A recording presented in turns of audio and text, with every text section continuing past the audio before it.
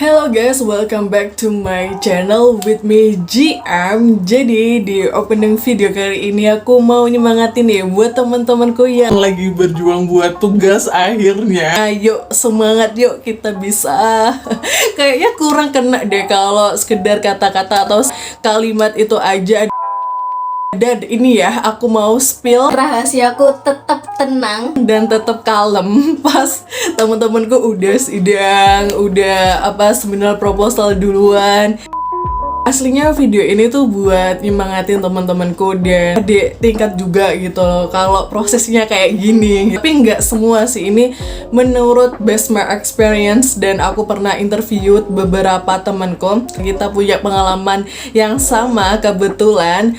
Menurut kita, skripsi itu bukan kalian ambil data, terus kalian revisi, terus kalian konsul. Enggak. Jadi ada mystery box nih ya, yang aku rasain pas skripsian ini tuh lebih kayak ada proses pendewasaan gitu loh. Jadi ada temanku yang pas seminar proposal tuh lagi berantem sama gebetannya. Tuh mempengaruhi banget sama proses dia mau seminar proposal. Tahu sendiri ya kalau kita lagi berantem sama pacar atau gebetan tuh rasanya kayak gimana, bener-bener gak mood dan kepikiran juga. Dan ada lagi nih, lebih masalah finansial dan pertemanan. Ada challenge tersendiri buat kalian, entah itu kasmaran atau pertemanan, finansial. Itu kayak mystery box lah. Makanya aku mencoba tidak pernah iri kepada temanku yang selangkah lebih maju daripada aku gitu. Tadinya mereka seminar proposal ya udahlah gitu, atau yang sidang duluan juga it's fine. Karena ya itu mystery box mereka itu sendiri-sendiri gitu. Dari diri mereka sendiri guys, kayak lebih anxiety, lebih overthinking, lebih gak tenang dan lain sebagainya lah, yang related sama insight-nya dia. Tapi kalau aku lihat-lihat nih ya, dan setelah aku nemuin ini yang something yang membuatku much better, ternyata ya, the core of problem aslinya adalah dari pikiran kita sendiri. Dan kalian pernah denger gak sih kalau apapun itu yang ngontrol itu diri kita sendiri. Even itu masalahnya dari outside atau inside, ya kembali lagi ke diri kita. Gimana kita melihat tantangan itu dan bereaksi dari tantangan itu sendiri. Aduh, kok lebih bijak sekali nih aku di video kali ini. Jadi ini benar-benar bikin aku lebih tenang dan lebih kalem gara-gara ini doang. Itu aduh, bersyukur banget lah. Dan buat kalian yang tanya gitu ya, sidang kapan? Say, kok belum sidang, Say? Lah Cin, kenapa belum Cin? Gitu, Cin kok belum sidang, Cin? Jangan tanya kayak gitu guys, itu bener-bener menekan kita, kayak bikin kita tuh overthinking lebih cepat daripada biasanya. Jangan tanya itu, please. Mungkin kan kita tuh jelasin dari A, B, C, D, E, F, G. Seandainya emang basa-basi ya. Basa-basi kalian mematikan kita. Jadi gak usah bahas tentang itu lumayan sensitif sih kalau menurutku. Seandainya nih ya, kalau kalian punya temen gitu ya lagi skripsi dan kalian juga lagi skripsi, ya udah, kalian pingin cerita tentang progres kalian, ya udah cerita aja, jangan pakai komunikasi dua arah nih ya. Gak usah tanya kayak terus kamu gimana tuh, terus kamu udah beberapa, gak usah kayak gitu, gak usah. Jadi mendingan kalian mingkem cep, nggak usah kakean tako, atau kalian bisa pergi makan bakso kayak atau apa kayak gitu. Jadi jangan bahas kayak gitu sih guys. Sometimes orang itu nggak pengen dibahas gitu progresnya sampai mana. Mulai lagi karena mystery box tantangan kalian itu beda-beda. Dan tara, ini adalah salah satu yang membuat aku kalem pas teman-temanku udah seminar proposal, pas sidang. Make me much better. Aku wajibkan ya teman-temanku yang lagi hopeless, lagi overthinking banget, galau ya, mahasiswa-mahasiswi sa Indonesia kudu tuku iki pas kalian lagi skripsi. Jadi buku ini yang berjudul Jangan membuat masalah kecil jadi masalah besar. Kalian pasti takok-takok ya, kok iso berhubungan ambek kondisi skripsi. Makanya awakmu kudu ndelok videoku dari awal sampai akhir ben wah ki aku kudu tuku iki. Aku sini gak di endorse sih, tapi lebih kayak Kasih tahu ini adalah salah satu rahasiaku ketika posisinya kayak gitu lah ya. Semua udah pada ina itu Gitu. Jadi lebih relax dan kalem aja. mostly nih ya, teman-teman aku dan aku pun juga itu kayak merasa kurang. Di kerjaan kita, contohnya ya, ini kayaknya poinnya kurang sesuai deh sama yang ini. Kalimat ini kayaknya nggak nyambung sama kalimat sebelumnya. Dihapus lagi. Jadi benar-benar tuh overthinking. Kayaknya ini kayak bla bla bla. Akhirnya ya udah stuck lah kita gitu laptop, lihat YouTube, lihat TikTok lagi. Biasanya ya guys, terjadi pada orang perfeksionis. Jadi kalau orang perfeksionis kan lebih menimbang-nimbang dan lebih mengkritik ya. Yang aku baca dari buku ini dan informasi-informasi tentang orang perfeksionis. karena aku adalah orang yang perfeksionis guys by the way. Tapi nggak yang perfeksionis yang 100%, masih ya 70% ke bawah lah. Buku ini juga itu aku bisa mengendalikan sifat perfeksionisku ini. Di halaman 3, berdamailah dengan ketidaksempurnaan. Kadang nih ya, orang perfeksionis tuh kepingin semua itu terlihat sempurna. Tapi di sisi lain, mereka juga pingin punya ketenangan batin. Itu gak akan bisa sih guys, antara kalian kepingin Sesuatu yang sempurna, tapi di sisi lain kalian kepingin tenang secara ya batin Anda. Terus juga di buku ini bilang kalau emang perfeksionis itu kayak merasa kurang. Kalau yang aku rasa dari sifat perfeksionisku ini, aku tuh kayak ngerasa kurang puas. Kalau seandainya ada presentasi, itu aku harus gimana caranya Harus to be sempurna. dan akhirnya ya udah gitu, kayak ada hal yang lewat gitu ya, dikit tuh kayak kepikiran kenapa ya nggak kayak gitu. Akhirnya ya udah gitu, karena kurang puas dan ya aku akhirnya ya kecewa juga. Jadi pas aku baca di poin ini tuh lebih kayak oke, aku nggak boleh kayak gini lagi. Mungkin nggak boleh ya, aku harus mengontrol perfeksionisku yang kurang baik sih. Dan akhirnya ya udah gitu, seandainya kalau hancur ya hancur, kalau udah berantakan ya udahlah. Apalagi kalau kita kerja tim ya guys, jadi kita nggak bisa berekspektasi lebih gitu loh. Dan benar juga di buku ini bilang kalau seandainya kita kepingin sesuatu yang sempurna dan kalian tuh kayak Aduh kurang. dan ya bakal delasnya bakal kecewa sih. Itu ya ini para perfeksionis coba deh komen di bawah ini, bener nggak kalau kalian udah ngakuin sesuatu ekspektasi terus nggak terwujud nih ya bakal kecewa sih. Dan di buku ini bilang ini masalah menyadari kalau selalu ada cara yang lebih baik dalam melakukan sesuatu sekaligus tetap bisa menikmati cara yang sudah ada. Ini aku bisa ngesimpulin sih dari kalimat itu. Kalau ya udah seandainya kalian ya Udah berusaha semaksimal mungkin. buat presentasi lah, kalian udah mengerahkan buat PowerPoint yang sebagus mungkin, memahami materi sebaik mungkin, tapi kalian di sisi lain harus nikmatin itu guys. Buat hasilnya nanti seperti apa, kalian harus nikmatin tuh, even masih ada kurang-kurangnya sih. Jadi kalian harus paksa diri kalian untuk menikmati hasil dari kerja keras kalian. Di buku ini juga berpesan Kepada kita para perfeksionis, lebih nge-push diri kalian kalau seandainya kalian bisa mikir aku itu bisa lebih baik dari ini yang udah aku kerjakan. Jangan pernah berpikir seperti itu para perfeksionis. Jadi kalau ya udahlah gitu, jangan yang berpikir seharusnya aku kayak gini tadi, seharusnya aku kayak gitu. Di buku ini lebih pesan para perfeksionis berpikiran kalian bisa lebih baik dari yang kalian udah kerjakan. Maksudnya nih menampar teman aku sih, sahabat aku juga. Jadi di sini dia bilang sesuatu akan baik-baik aja tanpa penilaian dari kita. Itu benar banget sih. Dan selanjutnya di halaman 7, berhati-hati dengan efek bola salju pikiran kamu. Ini khusus buat teman-teman aku Dan adik tingkat aku yang mungkin lagi overthinking. aslinya di buku ini tuh aku lebih mengkaitkan gitu kehidupan mahasiswa tingkat akhir dan gimana perasaan mereka dan apa yang mereka alami. Jadi aku kaitkan lebih ke arah kesana. lebih dari itu guys.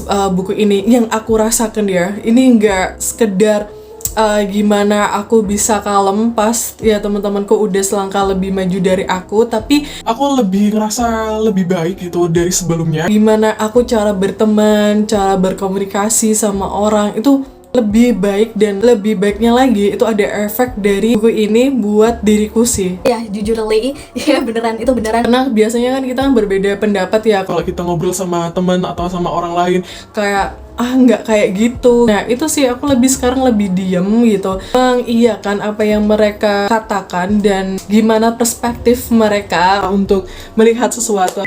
Aku tuh lebih kayak mengiyakan, oh iya bener sih. Bukan diam sih aslinya, lebih mendengarkan dan ya membiarkan mereka senang dengan perspektifnya mereka gitu. Nggak ada yang benar atau salah, karena di buku ini juga gitu diajarkan kalian mengiyakan karena nggak semua orang suka dibantah. Jadi kembali lagi ya, kita lihat orang gitu, kadang orang suka dikasih feedback atau yang komunikasi dua arah gitu. Jadi aku lebih menyesuaikan sih sekarang ini. Nah itu sih yang benar-benar ngerubah aku lebih baik lagi ya gara-gara buku ini gitu. Ya contoh simpelnya ya kayak gitu sih. lanjut nih ya guys, buat Adik tingkat dan teman-teman aku yang lagi overthinking. jadi salah satu contohnya ketika kalian udah ngerjain nih bab 1, bab 2 kalian dan besoknya bakal konsul ke dosen pembimbing. Dan itu biasanya tuh dari pagi sampai sore sampai jam 7 malam dikerjain. Mungkin kepikiran banget gitu apa yang mau dibahas sama dosen pembimbing kita, terus apa yang harus disampaikan. Tuh akhirnya kepikiran nih, dan biasanya Tidur kita nggak lumayan nyenyak, nggak lumayan lagi, nggak nyenyak biasanya. biasanya kita kebangun tengah malam dan ya udah akhirnya kepikiran, so reflect, oh besok aku pagi mau konsul nih. Aslinya itu bisa dikatakan alarm, Jadi besok pagi kita ke kampus. tapi yang terjadi adalah kalian malah kepikiran dan nggak bisa tidur. Ini biasanya awal-awal ya kalau menurutku, ketika kalian udah ngerjain bab 1, 2 gitu atau 3 kalian terus pas konsul kepikiran. Mikir kayak, ini pertanyaan mau aku tanyain kok aku ragu gitu kan. Tapi kalau aku nggak tanya, aku malah kepikiran nanti pulangnya. Itu malah merembet ke arah mana aja. Kalau aku udah pulang dari konsul, aku nanti bersih-bersih, terus aku gak ada me time dan lain sebagainya. Itu malah penuh guys, padahal kalian belum di situasi itu. Itu kalian masih kebangun tidur jam 1 dan mikirnya itu udah kemana-mana. Dari buku ini juga bilang kalau nggak ada batas sampai kapan jenis serangan pikiran ini berlangsung. Di buku ini udah ada nih ya cara mengatasi kalau kalian lagi kayak gitu. Nah, cara ngatasinya adalah kalian tuh harus cepet-cepet sadar kalau pikiran-pikiran itu tuh udah dateng gitu. Jadi kalian harus potong sebelum pikiran-pikiran itu tuh semakin liar, Semakin berkembang mana-mana guys. ya yang aku bilang tadi, yang seharusnya kita mikir besok konsul kayak gimana. Malah sing umbah-umbah, sing nyuci motor, sing gak ada me time. Nah, itu akhirnya kayak berkembang luas lah ibaratnya pikiran kita. Nah, itu kalian langsung ngeberhentiin dengan cara Wah ini kayaknya datang lagi nih. langsung kalian putus pikiran-pikiran itu biar Biar nggak kemana-mana. ibaratnya kalian itu udah Ngeberhentiin kereta pikiran kamu sebelum kereta itu berangkat. Dan ini buat adik tingkat aku mungkin lagi ya ngerjain bab 1 atau bab 2-nya, itu nggak apa-apa kalau kalian lagi overthinking dan kebangun, Jam 12 atau jam 1, 2, 3 pagi. it's okay. Seandainya kalian kayak mikir nih, aku besok ini tanya kayak gimana ya ke dosen pembimbing. Nah, kalian bisa catat seandainya pikiran-pikiran itu udah mengganggu kalian pas kebangun dadakan kayak gitu. Kalian bisa gitu siapin kertas sama pulpen. Nah, kalian bisa catat atau tulis semua pertanyaan yang akan diajukan sama dosen. Biar nggak apa ya, biar kalian bisa tidur lagi dan ide itu udah tersalurkan gitu loh. Udah keluar dari otak kita. Kalau menurut aku sih gitu guys, kita tuh udah siap gitu loh apa yang kita mau bahas, apa yang kita mau tanyakan gitu. Dan kalau seandainya kalian bener-bener agak deg-degan ya, siswa yang masih pertama konsul tuh, kalian bisa aja tas yang kalian tulis tadi itu kalian bawa ya ke ruangan beliau gitu. Tapi ya jangan kertas tuh sekalian gini guys gitu, kayak baca sekilas di bawah gitu, kayak mau mengajukan pertanyaan ini dan lain sebagainya gitu guys.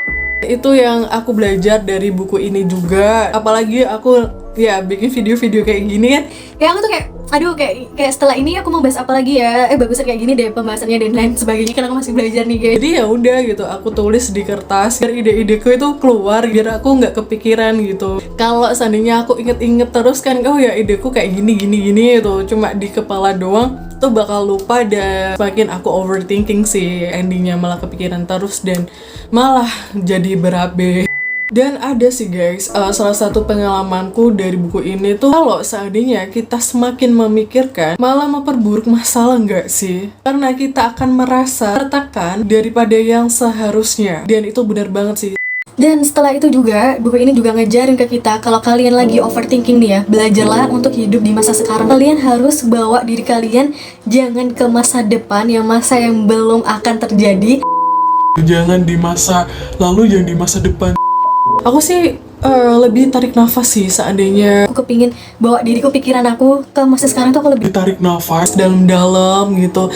Ya udah gitu, yang terjadi saat ini ya nggak usah mikir yang kedepannya dan Sesuatu yang kemarin gitu. Apalagi yang pengen diperbaiki, ya seharusnya kayak gini, itu.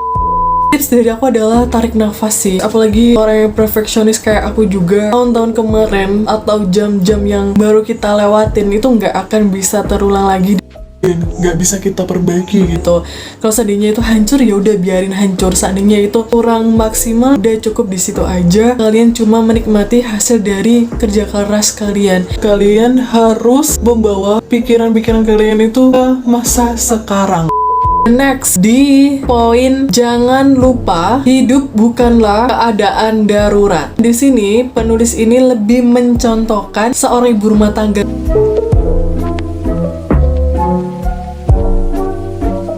Jadi ada seorang ibu rumah tangga yang punya 3 orang anak, dan dia bilang nih, aku nggak bisa merapikan rumah menjadi sebersih yang saya inginkan sebelum semua orang meninggalkan rumah di pagi hari. Ibu ini begitu panik memikirkan ketidakmampuannya untuk menjadi sempurna, sehingga dokternya meresepkan obat anti cemas untuk ibu ini. Dari cerita itu jadi ngeri banget, dan aku pernah di situasi itu tuh. Aku ngerasa apa ya, semua itu harus terselesaikan, kayak bener-bener sepanik itu. Tapi kenyataannya guys, nggak ada orang lain selain dirinya yang menciptakan tekanan yang dialaminya. Tapi emang bener sih, kadang itu kita terlalu serius ya guys ya untuk memikirkan sasaran, sampai kita itu lupa gitu buat nikmatin perjalanan hidup kita karena kita fokus dan terlalu serius sama sasaran kita. Dan bisa aja sih kita endingnya ya menyalahkan diri kita sendiri kalau kita nggak mampu atau nggak bisa mencapai target yang kita udah pasang sendiri. Dan sekarang ini tuh aku lebih bersyukur sih karena aku udah bisa menikmati proses aku.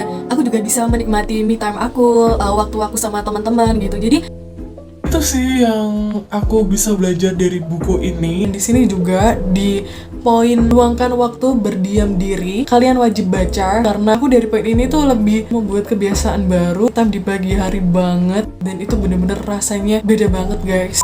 Jadi kalian bangun sebelum orang rumah kalian bangun, terus kalian buka jendela, menghirup udara pagi itu, dan itu sih the best moment kalau menurut aku, the best me time juga. Jadi itu aja guys video kali ini. Ini lumayan menguras energiku karena emang sih bahasanya ini bahasa formal banget, bahasa yang aku ngebutuhin konsentrasi dan ruang senyap. Dan menurut aku buku ini tuh buku terjemahan deh guys, tapi overall itu ngerubah aku banget dari diriku sendiri untuk jadi lebih baik lagi. Dan ini cocok banget buat kalian yang bener-bener yang OVT banget, Terus anxiety. nah ini tuh kayak memudahkan masalah kecil yang seharusnya kita nggak usah besar-besarin. Aduh, para perfeksionis harus baca buku ini deh kalau menurutku. Dan itu aja guys, kalian wajib baca buku ini. Dan untuk nextnya aku pengen makan-makan deh kayaknya. Jangan lupa subscribe ya guys, biar aku semakin semangat. Oke guys, see you on the next video dan stay happy.